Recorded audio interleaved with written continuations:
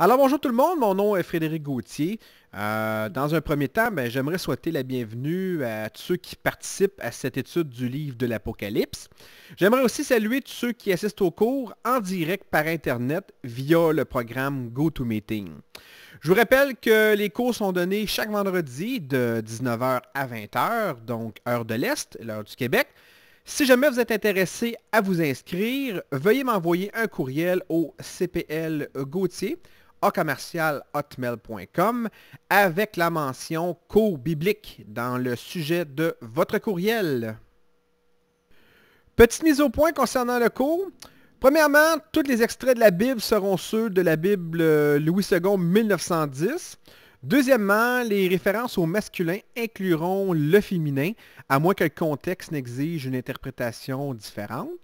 Troisièmement, le droit de parole, pour ceux qui suivent le cours via Internet, ont été rendus muets pour la durée du cours.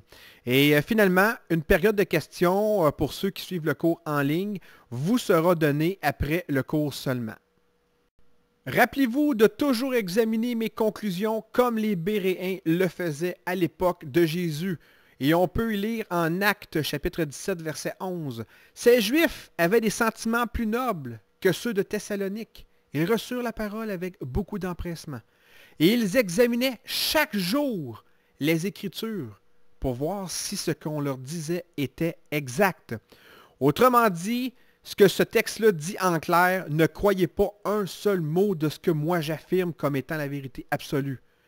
Mon but ici, c'est de vous donner le goût d'en savoir plus, mais c'est toujours de votre responsabilité de faire votre étude et de trouver vos explications. Et l'Apocalypse est un livre qui a beaucoup de débats et beaucoup d'érudits de la Bible vont vous donner probablement d'autres explications de ce que moi je vais vous donner. Mais rappelez-vous, la Bible s'explique toujours par la Bible. Et frères et sœurs, je vous demande de faire vos devoirs. Il y a beaucoup de versets dans la Bible qui encouragent la lecture de la parole de Dieu, en général. Mais un seul livre a l'audace de nous dire, frères et sœurs, lisez-moi, je suis spécial. Et c'est le livre de l'Apocalypse. C'est aussi la plus belle chasse au trésor que vous ferez de toute votre vie. Ce qui est surprenant, c'est que même pour de nombreux lecteurs qui sont passionnés, ce livre reste négligé autant des enseignants ou même des experts que ceux qui veulent en savoir davantage.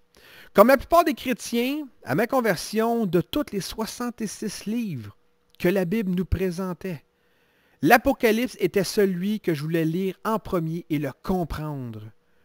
Étant donné la promesse que ce livre apporte à celui qui le lit et à celui qui l'enseigne, je peux comprendre que certains sont attirés par son côté énigmatique.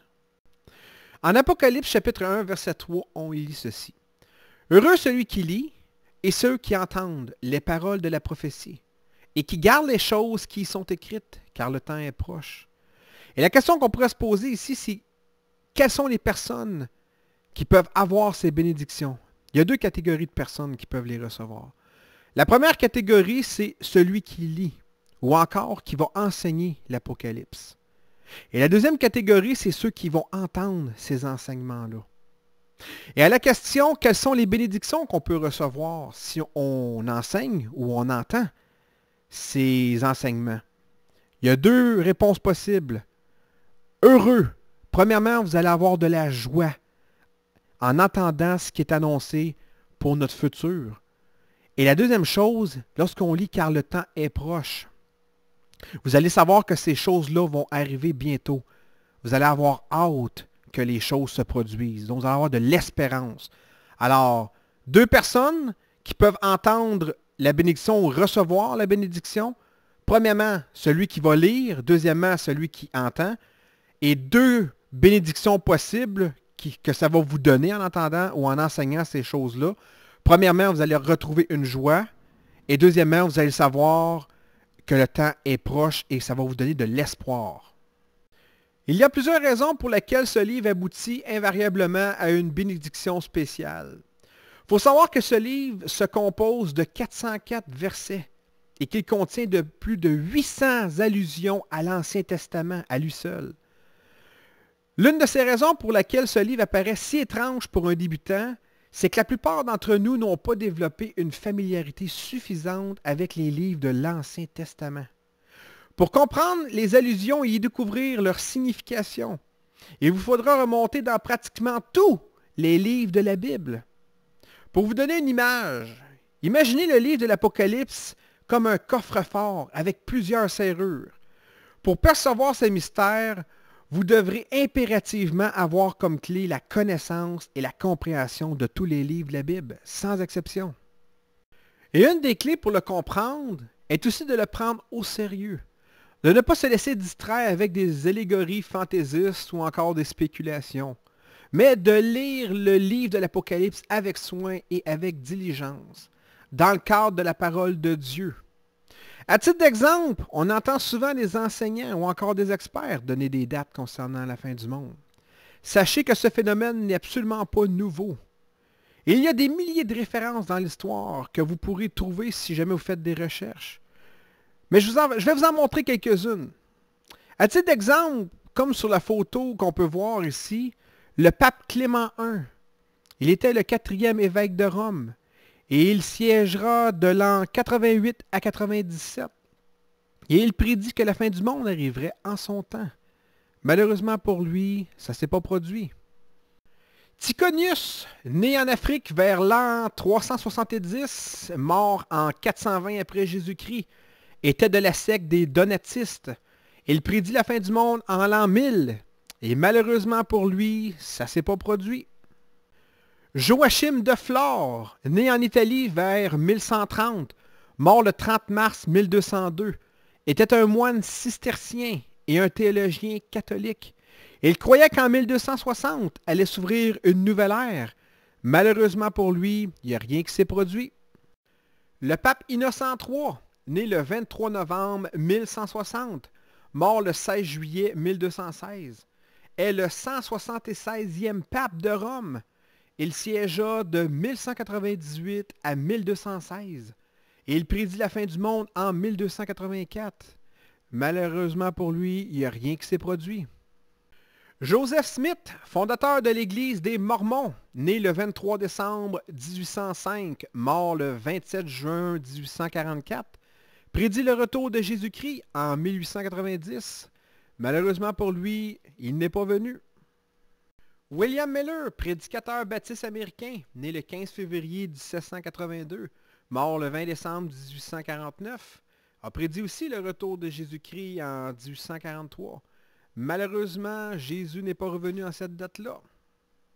Ellen G. White est l'une des fondatrices de l'Église adventiste du 7e jour, née le 26 novembre 1827, décédée le 6 juillet 1915. Ellen G. White a fait une prédiction le 27 juin 1850, proclamant que seulement quelques mois restaient avant la fin du monde. N'ayant pas lieu, elle prédit de nouveau la fin en 1856. Malheureusement pour elle, il n'y a rien qui arriva. Charles Taze Russell, pasteur évangélique américain qui fonda les Témoins de Jéhovah, né le 16 février 1852, mort le 31 octobre 1916, prédit le retour de Jésus-Christ et d'autres événements en 1914, 1918, 1925, 1975, et il y en a encore beaucoup d'autres. Malheureusement pour lui, aucune de ces prédictions est arrivée.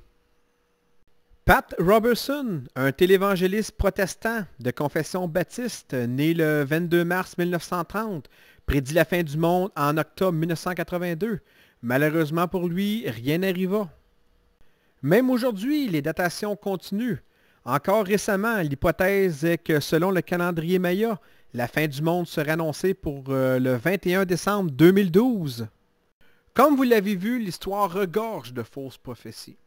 Le danger qu'apporte la datation est la perte de crédibilité, non seulement pour celui qui l'annonce, mais aussi pour le mouvement religieux qui s'implique. En Apocalypse chapitre 1, verset 3, on lit ceci. « Heureux celui qui lit et ceux qui entendent les paroles de la prophétie et qui gardent les choses qui y sont écrites, car le temps est proche. » Et la question qu'on pourrait se poser ici, à la question « Quel est le but de ce livre ?» Il serait vrai de dire que même sans ce livre, ça ne changerait rien pour notre salut éternel, ou encore la façon dont un chrétien doit se comporter. C'est aussi vrai de dire que la majeure partie des prophéties annoncées dans l'Ancien Testament ont été accomplies par les récits que nous relatent les 4 évangiles. Mais de par notre adoption, notre nouvelle famille nous amène inévitablement au milieu d'un monde qui nous hait et nous persécute, tout comme notre Sauveur l'a été d'ailleurs. Nous ne passerons pas à côté. Il est donc normal que des questions troublantes se posent au sujet du but où Dieu nous conduit et à travers toutes ces épreuves. On ne peut s'interdire de penser à notre avenir et de demander justice quand on voit les luttes et les dangers que l'histoire nous relate sur les persécutions chrétiennes. La justice demande un juge et elle demande aussi une façon de l'appliquer. Nous aussi on soupire, comme le dit si bien l'Apocalypse, chapitre 10, verset 10. « Jusqu'à quand, Maître saint et véritable, tardes-tu à juger et à tirer vengeance de notre sang sur les habitants de la terre? » Et c'est là que le 66e livre de la Bible nous apporte une réponse à toutes ces questions. Il nous confirme que la justice sera rendue. Il nous dit qui en sera le juge. Il nous dit même la manière dont celle-ci sera apportée. La lecture de l'Apocalypse nous apporte une fin. Pour certaines personnes, ça sera bonheur et victoire. Mais pour d'autres, ça sera souffrance et désolation. Qui est l'auteur de l'Apocalypse? L'auteur de l'Apocalypse est connu sous le nom de Jean. Et on sait qu'il était connu dans les 7 églises d'Asie, soit Pergame, Thyatire, Sardes, Smyrne, Philadelphia, Éphèse et Laodicée. Qu'est-ce qu'on sait d'autre à part que l'auteur s'appelait Jean et qu'il était connu dans les 7 églises d'Asie? Ben, on sait que c'est un homme qui parle avec beaucoup d'autorité. On sait aussi qu'il va ordonner la lecture publique de son écrit dans les 7 églises d'Asie ainsi que partout aussi ailleurs, dans les autres églises. Il ne reconnaît à personne le droit d'y ajouter ou d'en retrancher quoi que ce soit. Apocalypse 22, 18. Il écrit sous l'inspiration divine. Apocalypse 1, 1. Il refuse d'attribuer son œuvre à un personnage célèbre. On y retrouve beaucoup de ressemblances d'expressions, de construction grammaticale avec les livres de l'Évangile dont il a lui-même écrit, comprenant entre autres l'Épître de Jean, les livres de 1 Jean, 2 Jean et 3 Jean qui sont du même auteur. L'auteur se nomme 4 fois Jean, serviteur de Dieu, Apocalypse 1.1, frère des chrétiens, Apocalypse 1.9, et prophète, Apocalypse 22.9. Vous savez, il y a eu beaucoup de contradictions concernant qui était le fameux Jean, même après que les apôtres aient quitté ce monde, à savoir, est-ce que c'était bien, bel et bien notre Jean que l'on connaît tout aujourd'hui, donc l'apôtre qui a écrit l'Apocalypse, ou encore un autre Jean. Mais heureusement pour nous, on a pu retracer aujourd'hui des écrits anciens qui ont été faits et qui prouvent, hors de tout doute, comme de quoi que l'apôtre Jean a bel et bien été celui qui a écrit le livre de l'Apocalypse. Et un de ceux-là, ça a été Justin. Justin, c'est un homme qui s'était converti à Éphèse une quarantaine d'années après la rédaction de l'œuvre. Et il va nous dire dans un de ses écrits, et je cite, « Un des nôtres, un homme nommé Jean, l'un des apôtres du Christ, dans une apocalypse qui lui fut faite, prophétisa. » Alors ici, on a une preuve comme de quoi que Justin confirme dans ses écrits qu'on parle bel et bien de l'apôtre Jean. Un autre de ceux-là, ça a été aussi Irénée. Irénée qui avait aussi vécu à Éphèse et qui dans sa jeunesse avait connu Polycarpe, le disciple de Jean, écrit vers l'an 180. Et je cite, « Jean, disciple du Seigneur, a contemplé dans la vision apocalyptique l'arrivée sacerdotale et glorieuse du règne de Christ. » Alors, une autre preuve ici comme de quoi que Jean, l'apôtre, était bel et bien l'auteur de l'Apocalypse. Un troisième aussi, mais non le moindre, il y a eu une découverte récente qui a été faite dans l'apocryphe de Jean et qui est datée vers l'an 170 après Jésus-Christ, dans la bibliothèque gnostique de Chénoboschion en Égypte, et il va citer l'Apocalypse, chapitre 1, verset 19, comme étant de, et je cite, Jean, le frère de Jacques, fils de Zébédée. Et c'est aussi une preuve supplémentaire que cette opinion était courante en Égypte dès la première moitié du second siècle. Naturellement, il n'y a pas grand monde qui vont donner un fait historique inspiré par Dieu concernant l'apocryphe de Jean. Mais au point de vue historique, ça reste quand même intéressant de savoir que circulaient des documents concernant l'auteur qui était bel et bien Jean l'apôtre. On peut voir ici la toile intitulée La dernière scène de Léonard de Vinci. Et vous allez voir que l'apôtre Jean, dans le passé, a été souvent associé à un être efféminé. Et je vais vous démontrer, selon la Bible, que c'était exactement le contraire de ce que les gens ont pu dépeindre de lui. Maintenant qu'on a situé le Jean en question qui était mentionné dans l'Apocalypse, et on sait que c'est Jean l'apôtre, j'aimerais qu'on découvre ensemble, et selon la Bible, qu'est-ce que la Bible nous dit à propos de l'apôtre Jean. On sait que son père s'appelait Zébédée. Sa mère s'appelait Salomé, et c'était la sœur de la mère de Jésus. Il était le cadet de sa famille. Il était aussi pêcheur sur le lac de Galilée. D'ailleurs, son père avait des barques et il l'accompagnait dans son entreprise. C'est le frère de Jacques, celui qui subit le martyre sous Hérode Agrippa I, pour ceux qui ont une connaissance un petit peu plus avancée dans leur Bible. Vous pourrez retrouver ça dans Matthieu et dans Actes. Il avait suivi des enseignements de Jean le Baptiste au bord du Jourdain. Ça a été un de ses premiers disciples. Contrairement à l'image que plusieurs ont fait de Jean, le représentant comme un homme efféminé, il est appelé par Jésus Boanerges, ce qui signifie fils du tonnerre. Vous avez ça dans Marc chapitre 3, verset 17. Probablement à cause de son caractère violent. Et vous avez une belle preuve de ça qu'il nous a donné en Luc, lorsqu'il voulut faire descendre le feu du ciel sur un village samaritain. Et tout ça à cause que les habitants avaient refusé de recevoir leur maître Jésus. Il fut l'un des 3 apôtres à qui Jésus permit de voir la résurrection de la fille de Jairus. Vous avez ça dans Marc, chapitre 5, verset 37. D'assister à la transfiguration. Vous avez ça dans Matthieu, chapitre 17, verset 1.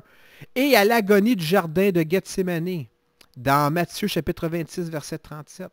Et le discours prophétique sur le mont des Oliviers. Vous avez ça en Matthieu, chapitre 24. Donc, vous pouvez voir qu'on est loin d'avoir l'image qu'est-ce que l'histoire nous a tracé de lui. Il est complètement un homme différent de ce qu'on nous montre habituellement. Autre chose qu'on sait sur l'apôtre Jean, premièrement, on sait que Jésus a confié sa propre mère à Jean. Et ça, malgré qu'il avait des frères et des sœurs. On sait qu'il était le bien-aimé de Jésus. 5 livres du Nouveau Testament lui sont attribués. Polycarpe, Papias et Ignace suivirent son enseignement. Tertullien nous dit qu'il aurait subi à Rome, à la porte latine, la Porta Latina, le supplice de l'huile bouillante, d'où il s'en sortira indemne.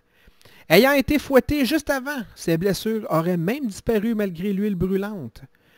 À la vue de ce miracle, toute l'audience du Colisée se serait convertie. Il rédigea l'Apocalypse sans doute vers 95 après Jésus-Christ.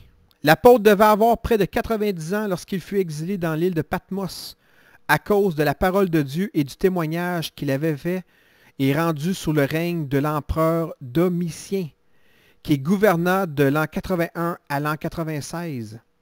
L'avènement de Nerva en l'an 96 l'aurait libéré. Il lui aurait permis de retourner à Éphèse.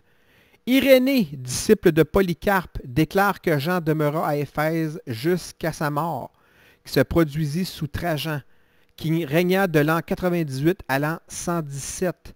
Il est probable que Jean prit soin des 7 églises d'Asie jusqu'à la fin de ses jours. Lorsqu'on regarde le livre de l'Apocalypse, on pourrait se demander comment celui-ci se situe dans le Nouveau Testament. Mais il faut déjà savoir que le Nouveau Testament est composé de 27 livres. Il a été écrit par 8 auteurs différents sous l'inspiration divine. Et ça sur une période à peu près 100 ans. Là-dessus, 5 vont raconter l'histoire de la venue de Jésus-Christ. Et le temps se situe au passé. Il va comprendre les livres de Matthieu, Marc, Luc, Jean et l'Acte des Apôtres. Il y a 21 livres qui vont nous parler des enseignements et qui vont nous donner les grandes lignes directrices que tous les chrétiens doivent suivre pour être parfaits comme son Sauveur. Et il va débuter avec le livre aux Romains, et se terminer avec le livre de Jude. Et ces enseignements-là sont encore actuels aujourd'hui, ils se racontent au présent. Et il y a un seul de celui-ci qui va nous amener dans le futur, et c'est le livre prophétique de l'Apocalypse. Et il va nous raconter ce qui doit arriver par la suite. Concernant l'écriture du livre de l'Apocalypse par l'apôtre Jean, on sait que le livre de l'Apocalypse a été écrit sur l'île de Patmos en 95 après Jésus-Christ. L'île en question se situe dans la mer Égée, entre la Turquie et la Grèce actuelle, à quelques 30 km au large de la côte. Il y a beaucoup de monde qui se demande à la lecture du livre de l'Apocalypse, et c'est souvent les questions que j'entends. Frédéric, pourquoi l'avoir écrit avec autant de symboles? Mais premièrement, il faut savoir que l'utilisation des symboles dans l'Ancien Testament, et surtout pour le peuple hébreu, était une monnaie courante. Par exemple, si vous déchiriez vos vêtements ou encore que vous répandiez des cendres sur votre tête, ça représentait souvent un deuil ou encore une affliction. La joie se marquait souvent par le battement des mains, la colère par le grincement de dents. La haine d'un individu se faisait en lui crachant en plein visage. Pour témoigner de son innocence lorsqu'on avait commis quelque chose et que ce n'était pas nous qui étions la personne en l'erreur, on se lavait les mains. Pour attester une affirmation, on levait les mains. Pour conclure l'achat d'une propriété, on y jetait son soulier. Poser la clé d'une maison sur les épaules d'un homme signifiait l'intention de lui en confier la gérance. Et finalement, jeter son manteau sur les épaules d'une femme annonçait le désir de l'épouser. Donc, comme vous pouvez le voir, le peuple hébreu avait beaucoup de symboles et ils étaient habitués avec ça. Une deuxième raison de l'emploi de ce langage mystérieux, et selon moi la plus importante, est à chercher dans l'époque qui à ce moment-là était extrêmement troublée due aux persécutions que les chrétiens recevaient de Rome, et qui a donné naissance à ce livre. En gros, il ne fallait pas fournir aux persécuteurs des pièces à conviction leur permettant d'accuser les chrétiens devant les tribunaux romains. Or, ce livre, comme vous allez le voir, contient suffisamment d'allusions à la puissance et à la cruauté de Rome et une prophétie sur sa fin, ce qui d'ailleurs s'est produit en 476 après Jésus-Christ. Les révélations qui y sont faites pouvaient à cette époque faire condamner quiconque aurait été trouvé en possession d'une de ces copies. À titre d'exemple, imaginez-vous que vous êtes un empereur romain et qu'un écrit prophétisant la fin de votre empire circulerait dans vos rues.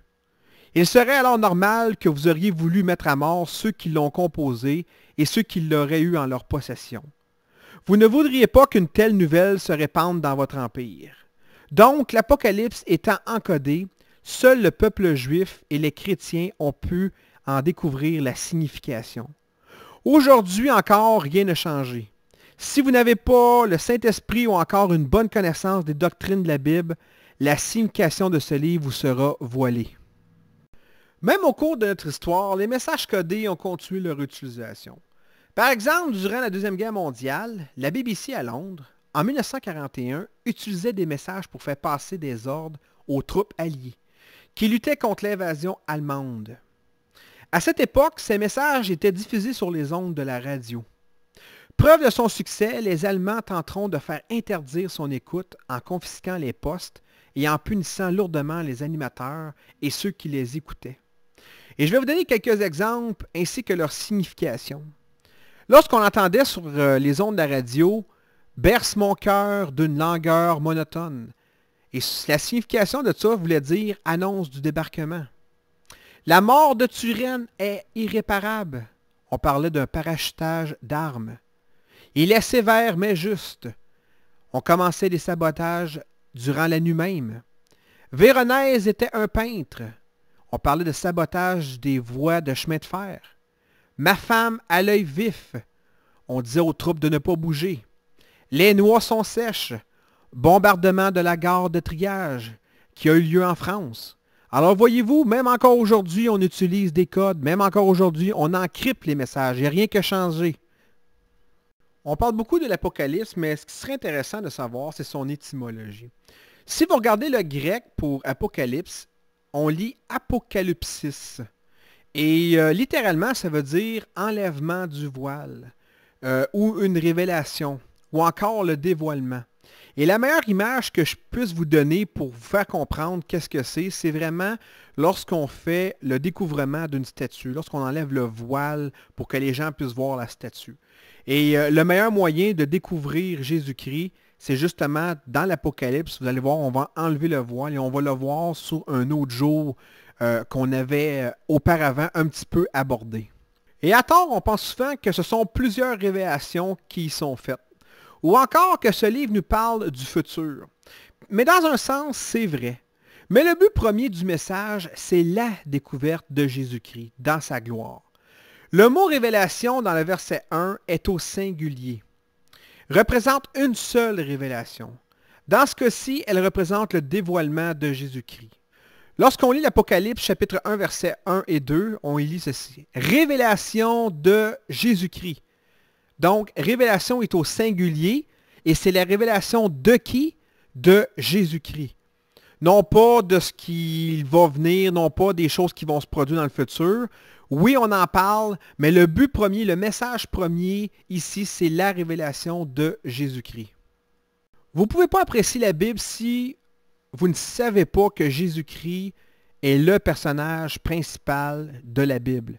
Et peu importe le verset ou le livre que vous allez lire dans vos Bibles, c'est toujours de lui dont il est question. À titre d'exemple, dans l'Ancien Testament, vous allez voir l'annonce et la venue de Jésus-Christ. Lorsqu'on dit « Voici, il vient ». Dans les livres de l'Évangile, Jésus-Christ passe à l'histoire. « Voici, il meurt ». Dans le livre des Actes, Jésus-Christ bâtit son Église. « Voici, il vit ». Dans le livre des Épîtres pastorales, on expérimente la vie de Christ. « Voici, il sauve ». Et dans l'Apocalypse, Jésus-Christ revient en gloire. « Voici, il règne ». Il y a 4 personnes dont on voit dans la Bible, en Apocalypse, chapitre 1, versets 1 et 2, qui ont été utilisées pour qu'on puisse recevoir le message. Et pour les trouver, on va lire ensemble Apocalypse, chapitre 1, versets 1 et 2. Révélation de Jésus-Christ que Dieu lui a donné pour montrer à ses serviteurs les choses qui doivent arriver bientôt, et qu'il a fait connaître par l'envoi de son ange à son serviteur Jean, lequel a attesté la parole de Dieu et le témoignage de Jésus-Christ, tout ce qu'il a vu. La première personne qui a été utilisée, c'est Dieu le Père. Dieu le Père a transmis le message à lui, et lui ici représente Jésus-Christ. Jésus-Christ l'a transmis à son ange, et l'ange l'a transmis à Jean, lequel aujourd'hui nous a transmis le message. Donc, il y a eu 4 personnes qui ont reçu le message avant que nous le recevions, nous, chrétiens et chrétiennes. Il y a une des questions qui venait à mon esprit quand j'ai lu ce passage-là, que je l'ai analysé, c'est, on sait que c'est Dieu le Père qui a donné le message en premier à son Fils. Et la question que je me posais, c'est, comment se fait-il que Jésus, sachant qu'il est Dieu et omniscient, autrement dit qu'il connaît tout, doit recevoir ce message-là du Père? Comment ça se fait qu'il ne le communique pas par lui-même?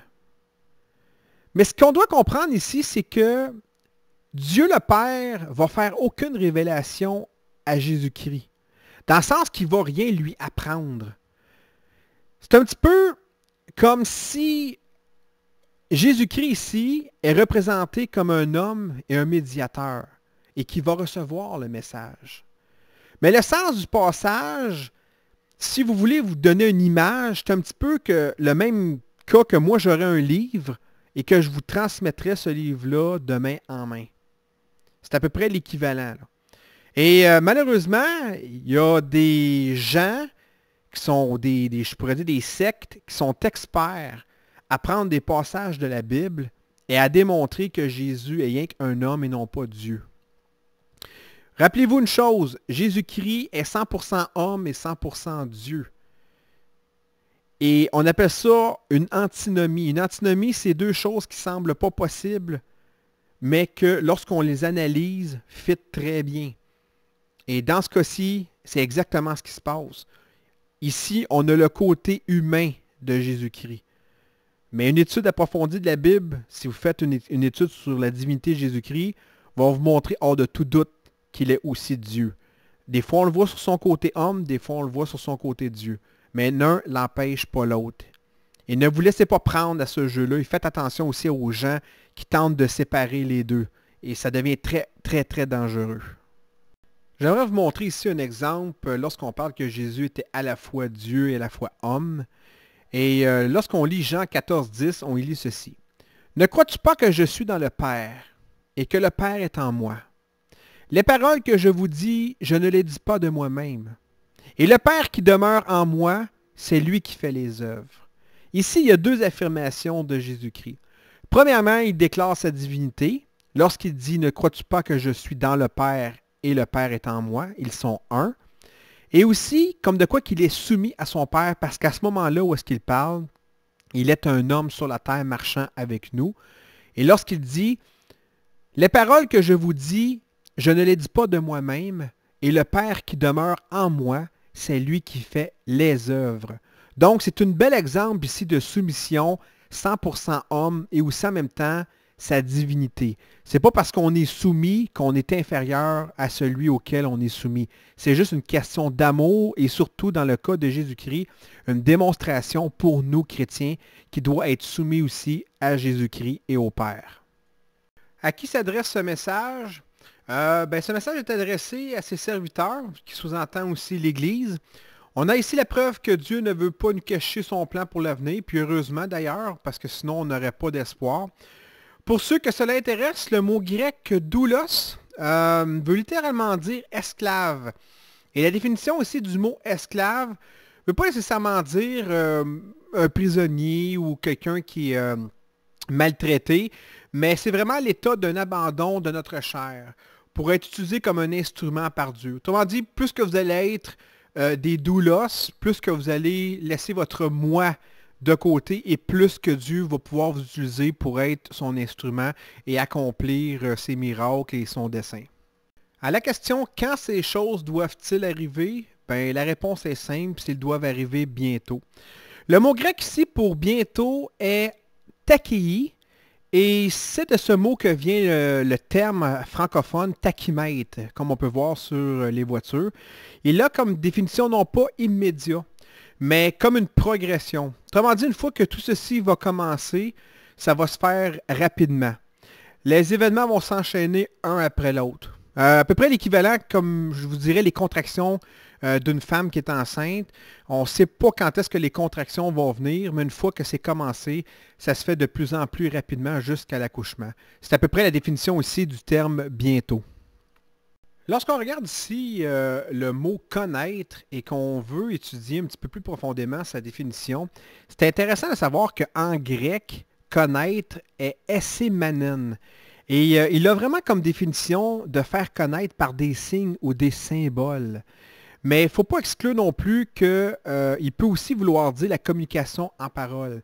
Mais lorsqu'on regarde l'ensemble de l'Apocalypse, on peut s'apercevoir que une des choses que Jean a le plus vu, c'est vraiment les signes et les symboles. Mais c'est vrai aussi de dire qu'il a reçu des révélations par la transmission de mots et de phrases.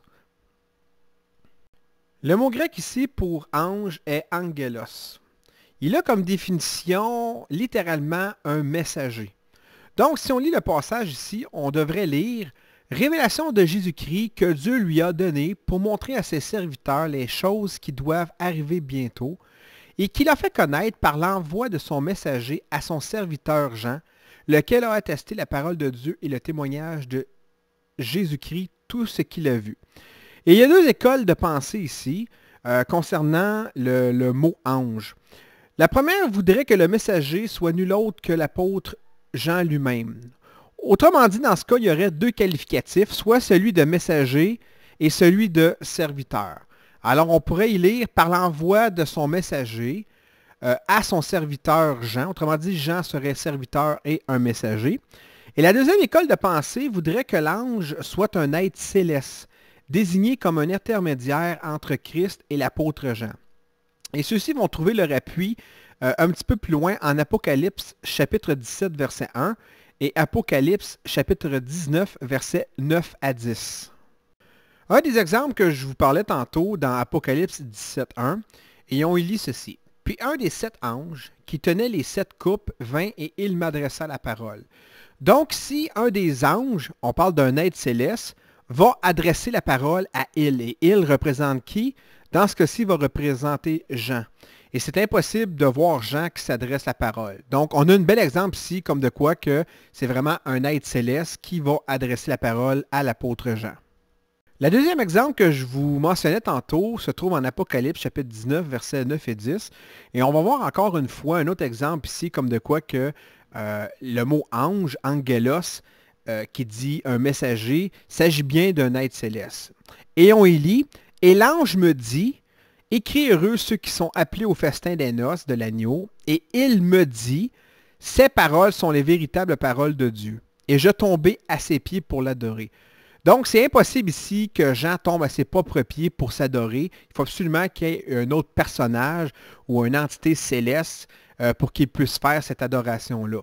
Et il dit, « Garde-toi de le faire, je suis ton compagnon de service. » Donc, c'est clair ici que le messager ou angela signifie un être céleste.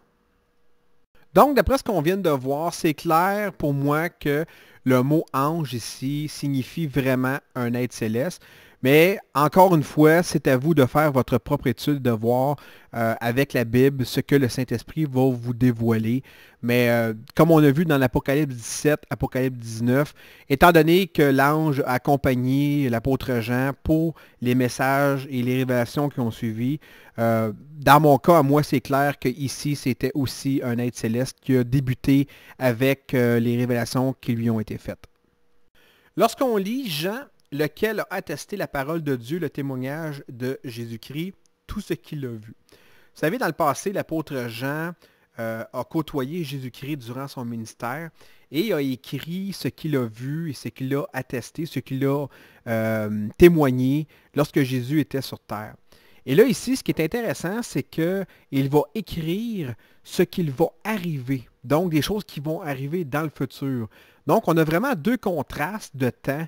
Et c'est le fun de savoir aussi en plus que l'apôtre Jean a pu, à ce moment-là, retrouver une fois de plus son Sauveur. Et je peux m'imaginer la joie et le bonheur qu'il a ressenti en le revoyant. C'est ce qui termine le premier cours pour ce soir. J'espère que vous avez aimé ça. Si jamais vous avez des questions, je vais vous donner un temps pour pouvoir poser vos questions. Et s'il y en a qui assistent au cours à distance, mais en rediffusion, vous pouvez toujours m'écrire vos questions au courriel que je vous ai mentionné au début de l'étude et ça va me faire un plaisir de vous répondre. Donc là-dessus, je vous rappelle qu'on va se revoir vendredi prochain à partir de 19 h, heure de l'Est. Donc merci beaucoup à tous ceux qui ont assisté au cours et je vous souhaite une excellente fin de semaine et que le Seigneur vous bénisse abondamment. Merci beaucoup. Bonjour.